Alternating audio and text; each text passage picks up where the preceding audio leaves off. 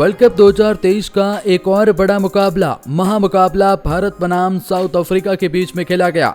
ये लड़ाई सेमीफाइनल की लड़ाई नहीं थी, बल्कि ये लड़ाई पॉइंट्स टेबल की रैंकिंग की थी, क्योंकि दोनों ही टीमें पॉइंट्स टेबल की टॉपर टीम थी और जो मुकाबला जीतने वाली थी वो पॉइंट्स टेबल में पहले पायदान पर खत्म करने वाली थी। हालांकि इनके अब भी मुकाबले बाकी है, लेकिन बड़ा मुकाबला महामुकाबला टॉपर की लड़ाई और इसको जो जीतेगा उनका कॉन्फिडेंस सातवें आसमान पर होगा। और भारत ने कुछ वैसा करके दिखाया जो किसी ने सोचा भी नहीं था। दरअसल साउथ अफ्रीकन क्रिकेट टीम जो इस वर्ल्ड कप में केवल नीदरलैंड से आ रही थी और बाकी तमाम बल्लेबाजों और गेंदबाजों की इन्होंने जमकर कुटाई करी थी, लेकिन अब ये भारत के सामने आते ही भीगी बिल्ली बन गए।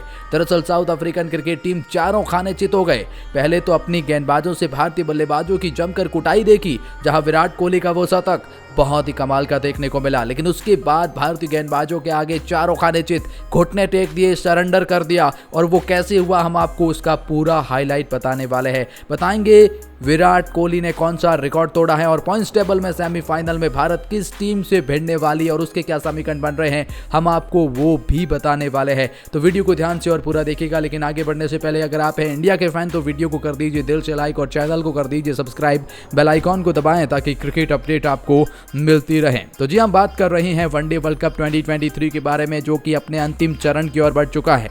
हम आपको बताएंगे भारत का सेमीफाइनल से किस टीम से लड़ाई होगी, लेकिन उससे पहले बताएंगे इस मुकाबले का पूरा हाईलाइट। बताएंगे किस तरह से भारत ने साउथ अफ्रीका को चारों खाने चित कर दिया। और ये लड़ाई लगी नहीं, ये था ही नहीं कि पॉइंट्स टेबल की नंबर 1 और 2 टीम की लड़ाई है, बल्कि लगा ऐसे कि ये तो पहले और 10वें पायदान की लड़ाई है। चलिए पूरा हाईलाइट्स बताते हैं। दरअसल कप्तान रोहित शर्मा को आज टॉस का साथ मिला। टॉस उन्होंने जीता और पहले बल्लेबाजी करने का फैसला किया। रोहित का मानना था कि अंडरलाइन हम गेंदबाजी करना चाहेंगे और साउथ अफ्रीका से चेज करवाते हैं, क्योंकि वो चेज में फंसते हैं। दरअसल कप्तान रोहित शर्मा का पावर प्ले में जो इंटेंट देखने को मिला, उसने पूरी तरह से साउथ अफ्रीका को बैकफुट पर धकेल दिया, क्योंकि रोहित शर्मा ने महज 5 ओवर के अंदर स्कोर बोर्ड पर 60 रन कूट दिए।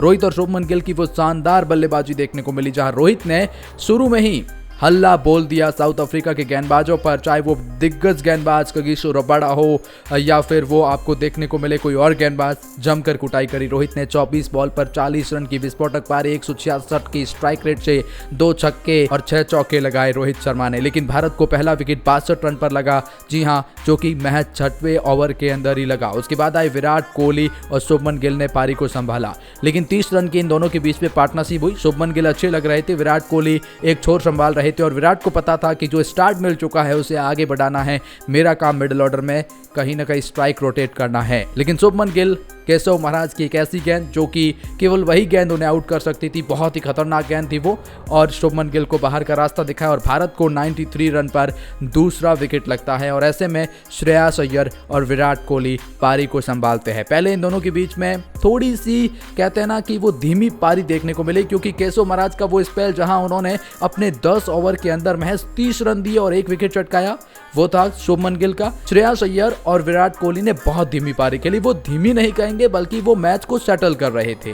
पहले विराट कोहली ने हाफ सेंचुरी पूरी करी और उसके साथ में श्रेयस अय्यर ने करी। इन दोनों के बीच में ना बहुत बड़ी पार्टनरशिप देखने को मिली। दरअसल वो पार्टनरशिप 130 रन से भी ज्यादा की थी, शतकीय पार्टनरशिप वो देखने को मिली।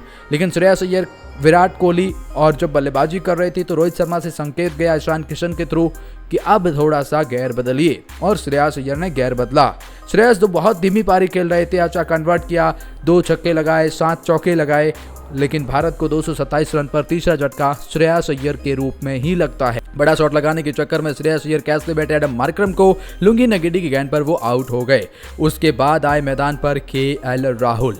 हालांकि केएल राहुल आए और गए, क्योंकि 17 बॉल पर केवल 8 रन बनाए, कुछ आज खास टच और फॉर्म में नहीं दिखाई दिए। महज 17 बॉल पर 8 रन बनाकर उनका विकेट लगता है और भारत 249 रन पर चौथा विकेट खो देता है। लेकिन उसके बाद आए सूर्य कुमार यादव ने, जो कि विराट कोहली अपनी धीमी पारी आगे बढ़ा रहे थे। धीमी नहीं कहेंगे, क्योंकि उस पिच पर वो बहुत अच्छी पारी थी, बहुत शानदार पारी थी, उसकी काबिले तारीफ बनती है और उसके लिए तो लाइक बनता है। लेकिन सूर्य कुमार यादव ने 14 बॉल पर 22 रन बनाए, अग्रेशन दिखाया, 5 चौके लगाए, केवल 2 सिंगल लिए, लेकिन उसके चक्कर में वो आउट हो गए, क्योंकि विस्फोटक अंदाज अख्तियार करना था, अंतिम ओवरों का खेल था। लेकिन सूर्य कुमार यादव आउट हो जाने के बाद भारत को 285 रन पर 5वां विकेट सूर्या के रूप में लगता है। उसके बाद विराट कोहली ने अपना शतक पूरा किया, वो शतक जो सचिन तेंदुलकर की बराबरी कर गया, वो शतक जिनके लिए विराट को आज दुनिया भर के दिग्गज क्रिकेटर सलाम कर रहे हैं।